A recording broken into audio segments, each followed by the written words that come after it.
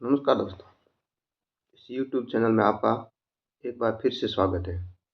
यह मैं वीडियो लाया हूँ जो आरटी के तहत स्कूलों में फॉर्म भरे जा रहे हैं उसके बारे में। शिक्षा का अधिकार अधिनियम 2009 की धारा 12 एक के अंतर्गत गैर सरकारी विद्यालयों में निःशुल्क सीट पर प्रवेश हेतु दिशा निर्देश, मतलब प्राइवेट स्कूलों में जो आरटीई के तहत फॉर्म भरे जा रहे हैं उसके बारे में यह वीडियो मैं बना रहा हूँ। और इसमें जैसे निःशुल्क और अनिवार्य बाल शिक्षा अधिकार अधिनियम 2009 राज्य में 1 अप्रैल 2010 से लागू हुआ था।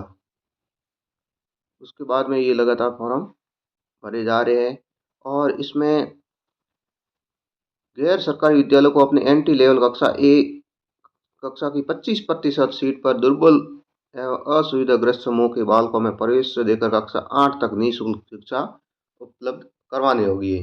जो कक्षा 1 से 8 तक निःशुल्क परीक्षा पास करा के यह शिक्षा दी जाती है। उसके अनुसार तथा राजस्थान निःशुल्क अनिवार्य बाल शिक्षा अधिकार अधिनियम 2011 के नियम 11 के अनुसार सरकार द्वारा किया जाता है। और इसके अंतर्गत गैर सरकारी विद्यालय में सत्र 2012-13 से प्रवेश दिए जा रहे हैं। 2012-13 से लगातार और राज्य सरकार द्वारा नियमानुसार पात्र परीक्षार्थियों को फीस का पुनर्भ्रमण भी किया जा रहा है। राज्य में लगभग 40,000 गैर सरकारी विद्यालय संचालित हैं। इन सभी विद्यालयों में से इसका एडमिशन किया जाएगा। जैसे स्कूल शिक्षा विभाग द्वारा एनआईसी के सहयोग से वेब पोर्टल पर निर्माण किया गया है जो 2013, 14, 17 में प्रवेश से शुरू हुआ था। और इसमें जैसे प्रवेश प्रक्रिया क्या है उसके बारे में, जैसे निःशुल्क अनिवार्य बाल शिक्षा अधिनियम के अंतर्गत के 2009 में राज्य नियम 2011 के प्रावधानों की पालना में प्रत्येक निजी विद्यालय को अपने विद्यालय संचालित एंटी कक्षाएं जैसे PP3, PP4 और PP5+ कक्षा 1 में उसी कक्षा में प्रविष्ट कुल बालकों की संख्या के 25% की सीमा तक दुर्बल वर्ग को असुविधाग्रस्त समूह के बालकों को निःशुल्क प्रवेश देना होगा। इसके लिए उन्होंने निर्धारित टाइम फ्रेम के अनुसार कार्य पूर्ण करना होगा। निःशुल्क एवं शुल्क सीट्स पर अध्ययनरत बालकों में से बालक जो विद्यालय छोड़ चुके हैं, टीसी ले चुके हैं या उनके नाम को पोर्टल से हटाया जाना अनिवार्य है। निःशुल्क सीट पर प्रवेश के समय यह ध्यान रखा जाएगा कि कक्षा 1 में क्रमोन्नत एवं नवीन प्रवेशित बालकों से निःशुल्क सीट्स पर अध्ययनरत बालकों की संख्या 25% हो, जो कि कक्षा 1 में क्रमोन्नत, तथा किसी भी स्थिति में क्रमोन्नत निःशुल्क अध्ययन बालकों को निष्कासित नहीं किया जा सकेगा। और निःशुल्क एवं सशुल्क बालकों को अनुपात के अनुसार यह रेशियो होगा। जैसे बात करते हैं जैसे कक्षा PP3+ समस्त नव प्रवेशित सशुल्क बालक, समस्त नव प्रवेशित सशुल्क बालक 3, और PP4+ PP3+ से क्रमोन्नत प्लस नव प्रवेशित बालक, PP3 में क्रमोन्नत सशुल्क बालक प्लस नव प्रवेशित सशुल्क बालक, और 3PP3 से क्रमोन्नत निःशुल्क बालक, और PP5+ PP4+ से क्रमोन्नत प्लस नव प्रवेशित बालक, उसके सशुल्क बालक पर नव प्रवेशित बालक, ये क्रमोन्नत निःशुल्क बालक है। और फिर आता है फर्स्ट और PP+5+ से क्रमोन्नत नव प्रवेशित बालक, जो नए बालक है उनके लिए। और उसके बाद में आगे बात करते हैं तो प्रवेश के लिए पात्रता क्या है, इनकी क्या पात्रता रखी गई है उसके बारे में अपन जैसे आरटी अधिनियम के निःशुल्क सीट्स के प्रवेश के लिए बालकों की पात्रता इस प्रकार के: बालक गैर सरकारी विद्यालय के आसपास के परिक्षेत्र एरिया में निवास करने वाला होना चाहिए, मतलब गैर सरकारी विद्यालय के आसपास की मतलब आर पास ही।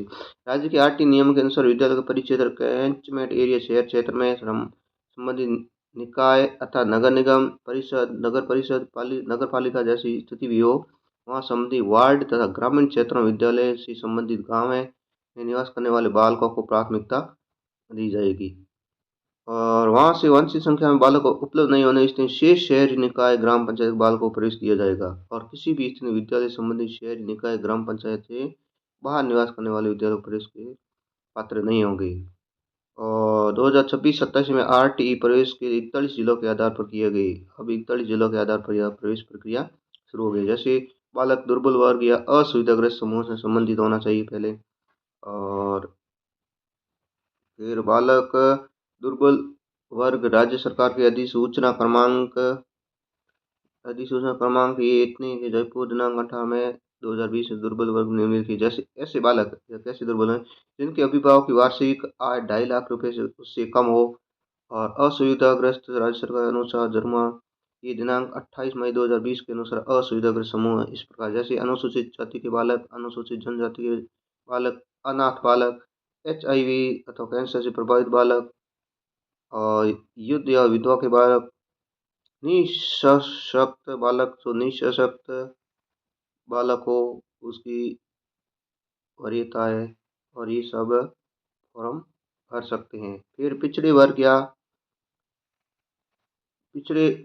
या विशेष वर्ग के ऐसे बालक जिनके अभिभावकों की आय 2.5 लाख रुपए से उससे अधिक न हो, ऐसे बालक जिनके अभिभावक का नाम राज्य सरकार के ग्रामीण विकास में या शहरी विकास विभाग के द्वारा तैयार की गई BPL सूची में सम्मिलित नहीं हो। ऐसे प्रवेश के लिए अनुरूप आयु संबंधी NT क्लास में प्रवेश के लिए निम्नानुसार है। अब उनके लिए आयु क्या होगी, जैसे प्री प्राइमरी मतलब PP3+ मतलब होता है प्री प्राइमरी तो 3 वर्ष या उससे अधिक परंतु 4 वर्ष तक 3 और 4 के बीच में। फिर 2 प्री प्राइमरी P+PP4 4 वर्ष या अधिक परंतु 5 वर्ष तक अधिक नहीं हो। फिर प्री प्राइमरी 5 PP.5+ वर्ष या उससे अधिक 6 वर्ष तक की आयु का बालक होना चाहिए। और फिर फर्स्ट क्लास में आता है तो 100 वर्ष या उससे अधिक परंतु 7 वर्ष तक के बीच में ये बालक होना चाहिए। तो इसकी यह आयु के बारे में इसमें ये बताया गया है। और आगे बात करते हैं तो कक्षा PP3+ में प्रवेश हेतु बालक की जन्म तिथि 1 अप्रैल 2022 से 31 मार्च 2023 के मध्य होनी चाहिए। फिर कक्षा PP4 में प्रवेश हेतु बालक की जन्म 1 अप्रैल 2021 से 31 मार्च 2022 के मध्य होनी चाहिए। फिर कक्षा PP5 में प्रवेश बालक की तिथि 1 अप्रैल 2020 से 31 मार्च 2021 के मध्य उसका जन्म होना चाहिए और 1 अप्रैल 21 मार्च दोनों तिथियों की सम्मिलित करती है। फिर कक्षा प्रथम में प्रवेश तो बालक की जन्म तिथि 1 अप्रैल 2019 से लेकर 31 मार्च 2020 के मध्य होनी चाहिए। फिर निःशुल्क प्रवेश हेतु निवास प्रमाण पत्र बालक अभिभावक के निवास के संबंध में संबंधित तहसीलदार द्वारा जारी मूल निवास प्रमाण पत्र मान्य होगा। निवास के संबंध में बालक अभिभावक व अन्य वैधानिक दस्तावेज के रूप में राशन कार्ड, मतदाता पहचान पत्र, ड्राइविंग लाइसेंस ये या बिजली का बिल 6 माह पुराना न हो और निवास के प्रमाण पत्र के रूप में इनके दस्तावेज दिया जाएगा। उसमें ग्राम वार्ड का स्पष्ट उल्लेख होना चाहिए। तो इस प्रकार यह होगा। और फिर निःशुल्क प्रवेश तो दुर्बल वर्ग असुविधा संबंधित पत्र दुर्बल वर्ग एवं ये जैसे असुविधा संबंधी प्रमाण पत्र में सक्षम अधिकारी द्वारा जारी होना चाहिए या HIV कैंसर विभाग संबंधित ही होगा। फिर निःशुल्क प्रवेश हेतु आयु के सबूत के लिए प्रवेश के लिए आयु के सबूत के लिए जन्म और मृत्यु रजिस्ट्रेशन अधिनियम 1969 के अधीन बनाए गए नियमों के अनुसार किया गया जन्म प्रमाण पत्र मान्य होगा। जन्म प्रमाण पत्र बनाना चाहिए। जैसे अस्पताल के सहायक नर्स या ANM रजिस्टर अभिलेख, आंगनबाड़ी अभिलेख, आधार कार्ड उक्त में से कोई भी एक दस्तावेज निःशुल्क हेतु आयु से संबंधित मान्य होंगे तथा दस्तावेज पर अंकित बालक की जन्म तिथि अंतिम माना जाए। परंतु प्रवेश के उपरांत भौतिक सत्यापन के बालक का जन्म प्रमाण पत्र बनाकर विद्यालय में उपलब्ध करवाया जाना आवश्यक है। प्रवेश उपरांत जन्म तिथि किसी प्रकार संशोधन स्वीकार नहीं किया जाएगा। और जैसे इसमें प्रवेश टाइम फ्रेम की बात करते हैं तो इसमें क्या विज्ञापन जारी संख्या ये दिशा निर्देश के अनुसार होना चाहिए। संबंधित विद्यालय की प्रोफाइल अपडेट 17 फरवरी 2026 तक और अभिभावक द्वारा ऑनलाइन आवेदन करने और दस्तावेज अपलोड करना 20 फरवरी 2026 से 4 मार्च 2026 तक संबंधित अधिनियम है। और ये आवेदन करना ये 20 फरवरी लेकर 4 मार्च तक। फिर ऑनलाइन अथॉरिटी द्वारा प्रवेश तो बाल का 6 मार्च से ये ऑनलाइन राज्य स्तर पर NYC द्वारा। फिर बालक अभिभावक द्वारा विद्यालय चयन क्रम में परिवर्तन 6 मार्च 2026 से 11 मार्च 2026 तक ये होगा अभिभावक द्वारा। फिर प्रथम चरण आवंटन गैर सरकारी 13 मार्च 2026 से राज्य स्तर पर NIC द्वारा। फिर दस्तावेज सत्यापन होगा 13 मार्च 2026 से 21 मार्च 2026 तक। फिर प्रथम चरण आवंटन संबंधित परियोजना को निरस्त करना 13 मार्च 2026 25 तक। फिर द्वितीय चरण आवंटन फिर दूसरा चरण होगा आवंटन जो 27 मार्च 2026। फिर उसके बाद द्वितीय चरण का भी दस्तावेज अपलोड करने होंगे। यदि द्वितीय चरण आवंटन संबंधी प्रक्रिया 27 मार्च, शेष रिक्त सीट पर ये 13 अप्रैल को जो होगी। फिर दस्तावेज सत्यापन 14 13 अप्रैल से 17 अप्रैल तक। फिर तृतीय चरण का संबंधी प्रतिवेदन निस्तारण होगा 13 अप्रैल 2020। इसी तरह से यह इसका विज्ञापन है। और फिर इसमें ये और लिखे हुए हैं, आप इसको पढ़ लेना अच्छे से, जो कि फॉर्म भर अभिभावक द्वारा किए जाने वाले कार्य। अब जब कोई भी अभिभावक अपने कैचमेंट एरिया के सरकारी विद्यालय निःशुल्क सीट पर प्रवेश हेतु ऑनलाइन आवेदन कर सकता है। तो यदि कोई विद्यालय केवल लड़कों या केवल लड़कियों के लिए संचालित है तो उनमें केवल लड़कों तथा केवल लड़कियों का प्रवेश दिया संभव है। अगर ऐसे विद्यालय जिसमें केवल गर्ल्स है या बॉयज है तो उसके अकॉर्डिंग होगा। फिर अभिभावक प्राइवेट वेब स्कूल पर एक्सेस पर आवेदन कर सकता है। अभिभावक के ऑनलाइन आवेदन की सुविधा मोबाइल ऐप के माध्यम से की गई है। जो अभिभावक Google play store Rajasthan private school app download कर ऐप के माध्यम से ऑनलाइन कर सकते हैं। जैसे सर्वप्रथम अभिभावक को प्राइवेट स्कूल वेब पर ये www.rajpsp.nic.in की वेबसाइट पर जाकर स्वयं के संबंध में पात्रता संबंधी सूचनाएं प्रविष्ट करनी होगी। और आवेदन में बालक के आधार नंबर, पंजीयन नंबर, 16 अंकों का अंक और मोबाइल नंबर प्रविष्ट करना है। ध्यान रहे, बालक को आरटी के तहत किसी विद्यालय में प्रवेश ले चुके हुए पुनः आवेदन नहीं कर सकते हैं। और फिर इसी तरह से यह और इनके ये है निर्देश, आप पढ़ लेना। फिर आएगा ये केंद्रीय की लॉटरी की प्रक्रिया, फिर विद्यालय आवंटन की प्रक्रिया होगी। विद्यालय ये प्रवेश शुल्क बाल का औसत है, कैसे है ये, इसके बारे में ये भी आप अच्छे से पढ़ लेना। और ये दिशा निर्देश, फिर गैर सरकारी विद्यालय द्वारा किए जाने वाले कार्य, विद्यालय द्वारा कार्य, स्कूल डेटा जो लॉ करना है उसके बारे। फिर दुर्बल बालक प्रवेश तो आवश्यक दस्तावेज की बात करते हैं तो अभिभावक की वार्षिक आयु 2.5 लाख प्रमाण पत्र राजस्व विभाग द्वारा, और पैन कार्ड का अनिवार्य है तो पैन कार्ड होने पर बालक अभिभावक निवास संबंधी पत्र, मूल निवास, फिर बालक की आयु संबंधी ये होगा तो ये डॉक्यूमेंट उनको देने होंगे। फिर आवश्यक दस्तावेज बालक अभिभावक अनुसूचित जाति प्रमाण पत्र, अभिभावक अनुसूचित जनजाति प्रमाण पत्र, अनाथ आश्रम वाला बालक अनाथ होने की घोषणा और कैंसर से प्रभावित होने वाला वो, और फिर संबंध जारी प्रमाण पत्र विशेष आवश्यकता वाले को समस्त स्तर के जारी होने, और ये डॉक्यूमेंट जरूरी है। फिर बालक अभिभावक निवास संबंधी प्रमाण पत्र, मूल निवास दस्तावेज हो तो, और फिर आयु संबंधी दौरान, और निवास प्रमाण पत्र सत्यापन, लॉटरी वरीयता बालक की वरीयता, बालक के ग्राम बोर्ड की निवास है जहाँ स्कूल है अंकित होने निवास प्रमाण पत्र का उल्लेख जरूरी है तो इसी तरह ये।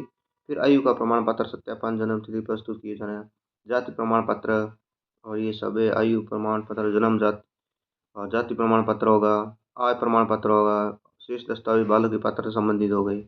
और फिर ये इसी तरह से यह आपको डॉक्यूमेंट लगेंगे। फिर CBO संयुक्त कार्य, इसके अनुसार यह उनके फिर विद्यालय में रिपोर्टिंग, जैसे केंद्रीय लॉटरी प्रक्रिया के पश्चात बालक